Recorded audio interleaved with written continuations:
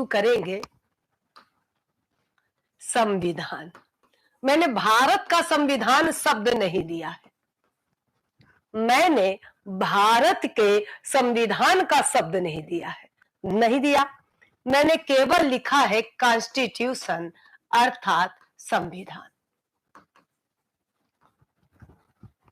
तो इसका मतलब प्रत्येक देश में ऐसे ही संविधान होता होगा, प्रत्येक देश में ऐसे ही संविधान होता होगा।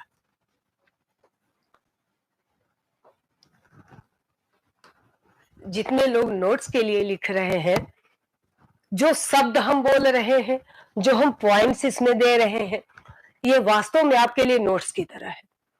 अलग वो तो हम जो देंगे वो का अलग मुद्दा है, लेकिन आप क्या करेंगे, आप हमारी बातों को सुनेंगे, खुद नोट्स बनाएंगे। दुनिया में इससे अच्छा नोट्स अगर कोई बना दे तब मुझे बताइएगा। आप एग्जाम देने जाते हैं तो आप सोचते हैं मैं अपना बेस्ट करूंगा, कोई आपकी जगह बैठ के आपका बेस्ट नहीं कर सकता, ये याद रखिएगा, ठीक है।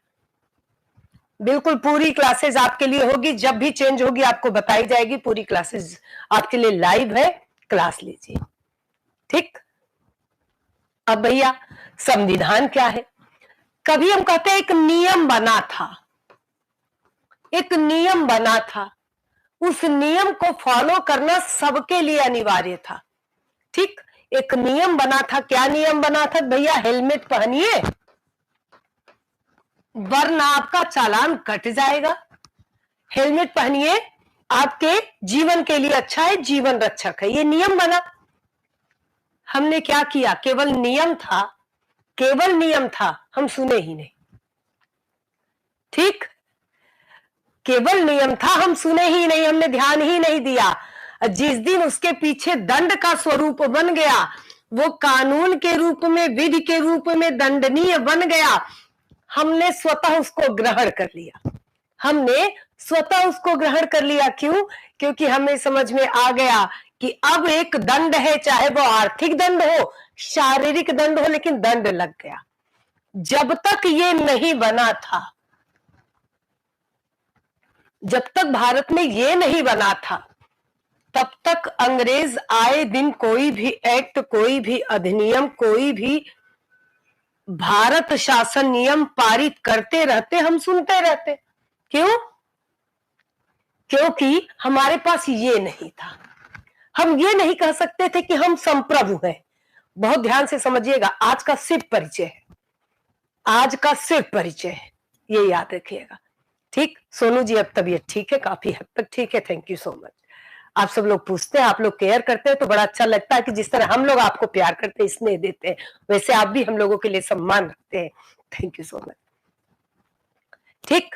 अब देखिए क्या भैया, जब ये नहीं बना तो आप कुछ भी मनमाना कर रहे हैं। क्यों? क्योंकि हम संप्रभु नहीं है। संविधान का मतलब होता है संप्रभु बनना।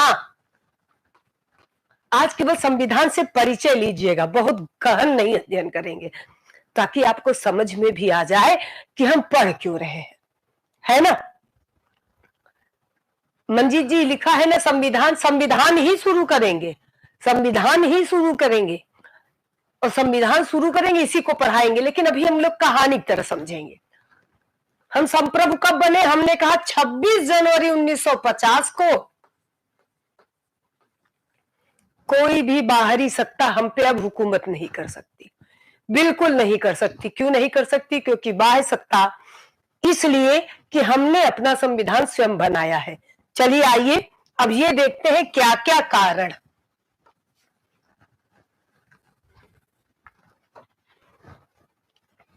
आज पहले पढ़ेंगे संविधान क्या है।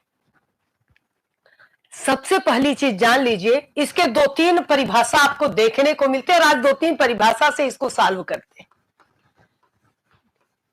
नियमों तथा कानूनों का, नियमों तथा कानूनों का ऐसा पवित्र दस्तावेज है। अब इस बात को बहुत ध्यान से समझिएगा, पवित्र दस्तावेज किसने कहा था? पवित्र दस्तावेज भीमराव अंबेडकर जी ने कहा था। किसने कहा था? भीमराव अंबेडकर जी ने कहा था। ठीक, नियमों कानूनों का ऐसा पवित्र दस्तावेज है जिससे किसी देश के शासन को संचालित किया जाता है।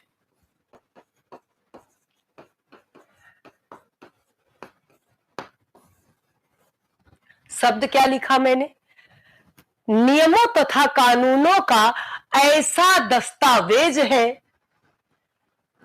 कैसा दस्तावेज? पवित्र दस्तावेज। किसने भेजा? डॉक्टर भीमराव अंबेडकर ने संविधान सभा में खड़े होकर कहा कि अब तीसरा वाचन हो गया 14 नवंबर 1949 से लेकर 26 नवंबर 1949 तक।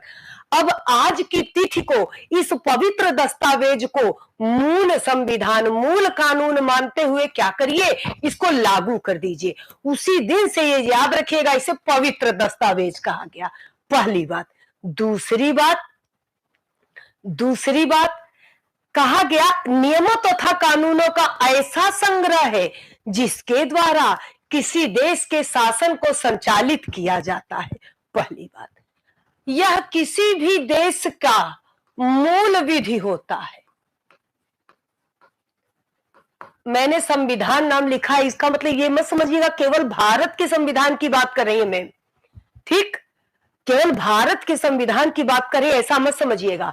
बस इतना जानिएगा, किसी भी देश का संविधान होगा यही कहानी होगी। ठीक है, यही कहानी होगी। भाई जिसने भी कहा मतलब बार बार बुला रहा हूं, मैं नहीं सुन रही। मैंने आपके कमेंट्स को कई बार देखा है। धन्यवाद दिल से। ठीक, thank you Anuj ji, thank you so much सबको। बिल्कुल रोहित जी, मैं लिख रही हूं, एक एक पॉइंट लिख के पढ़ा रही हूं, आप लोग पॉइंट वाइज नोट करेंगे। जी संदीप जी, ये वीडियो का बैच है पॉलिटिकल साइंस का जो हम लोग ले रहे हैं। हाँ कर लीजिए श्रवण जी, आज से ही कर लीजिए, एकदम पॉइंट टू पॉइंट, एकदम आपका छूटेगा नहीं। शब्द जहां पे होंगे वो आप खुद नोट कर लीजिएगा, बाकी पॉइंट टू पॉइंट हम इसको नोट कर रहे हैं। ठीक है, थैंक यू प्रियांशी जी। अब चले? अच्छा तबीज जी धन्यवाद। और खूब ध्यान से इसको देखिए। अब हम लोग क्या करते हैं, रेगुलर इसको पढ़ते हैं। ठीक है चंदू जी, ऐसा ही पढ़ाएंगे, बस आप पढ़ने को तैयार रहना। सौरभ जी अब थोड़ा सा ठीक है। Thank you thank you thank you all. चलिए भैया, क्या है? किसी भी देश की मूल विधि है। मूल विधि का मतलब, मूल विधि के मतलब उन्हीं के देश द्वारा निर्मित होती है। किसी बाहरी सत्ता ने निर्मित ना किया हो, उन्हीं के देश द्वारा इसका निर्माण हुआ हो। ठीक है, जब मूल विधि होगी तो क्या होगी?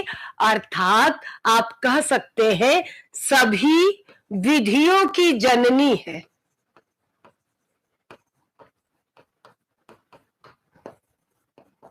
सभी विधियों की जननी है, इसका मतलब जानते हैं क्या है? एक एक पॉइंट, पूरे विश्व के संविधान में संविधान होता क्या है उसके लिए। ठीक,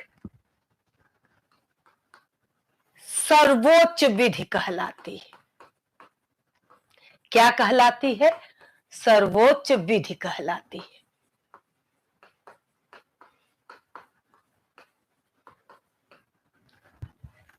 नोट करिएगा। ठीक, बिल्कुल अनुराधा जी, एक बार फिर से स्टार्ट करेंगी, हो जाएगा। अब खूब ध्यान से समझिए। ठीक, शुरू से स्टार्ट करिए, जीरो से स्टार्ट करिए, सबको समझ में आएगा। मैंने कहा नियमों तथा कानूनों का ऐसा दस्तावेज है, ऐसा संग्रह है जिसके द्वारा किसी भी देश का शासन संचालित होता है। पहली बात, ये किसी भी देश की मूल विधि होती है। क्यों? क्योंकि वहां के जनता के द्वारा चुने गए मान्य प्रतिनिधि द्वारा ये निर्मित होती है। अर्थात उस देश की परिस्थिति को, कालखंड को, उस देश की आवश्यकता को ध्यान में रखकर ये विधि बनाई जाती है। इसलिए किसी भी देश की मूल विधि होती है। चूंकि मूल विधि है अर्थात इससे सारी अन्य विधियां निकली हैं। चूंकि ये मूल है इसलिए देश की अन्य विधियां इससे निकली है, इसीलिए इसे सारी विधियों की जननी कहा जाता है।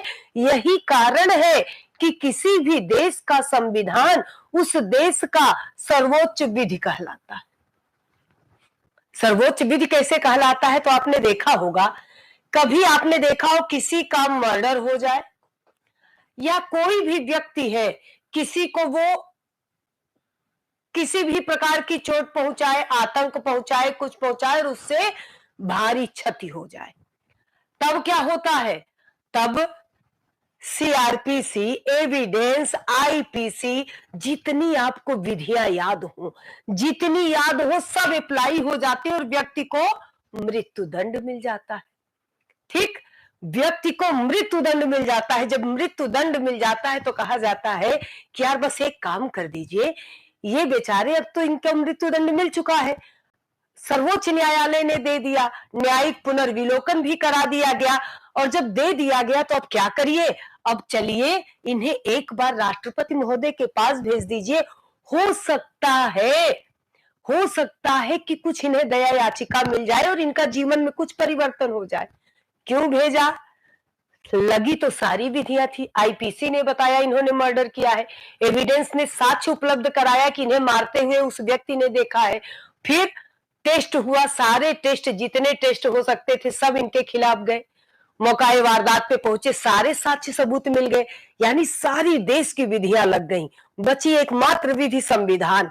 जैसे राष्ट्रपति महोदय के पास याचक बन के गए, राष्ट्रपति महोदय ने कहा कि ऐसा करिए, चलिए इन्होंने मर्डर तो किया है, मृत्यु दंड के लिए तो इनकी बात बनती है, लेकिन मेरे पास आए हैं, मैं संविधान का पिता हूं, मैं संविधान का पिता हूं, मैं गार्जियन हूं संविधान का, इस नाते जब मेरे पास आए हैं तो क्या करिए, इन्हें थोड़ी सी छूट दीजिए और इनकी दया याचिका को ध्यान में रखते हुए इन्हें मृत्यु दंड से आजीवन कारावास की ओर हटा दीजिए। अब आप समझ गए होंगे, किसी देश की सर्वोच्च विधि होती है तभी तो आप अनुच्छेद 72 की ओर भाग के जाते हैं, तभी भाग के जाते हैं। इसका मतलब अब क्या कि देश की सर्वोच्च विधि, सारी विधियां इसके अधीन। समझ में आ गया क्या? ये चीज क्लियर हो गया? अब देखिए मैंने क्या कहा, मैंने कहा सभी देश के संविधान